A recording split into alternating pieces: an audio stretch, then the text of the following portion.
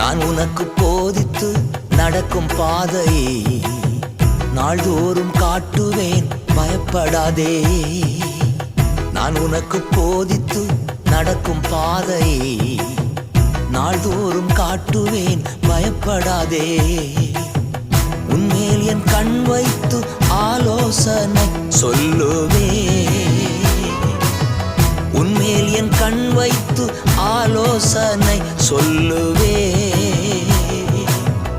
அறிவுரை நான் கூறுவேன், உனக்கு அறிவுரை நான் கூறுவேன்.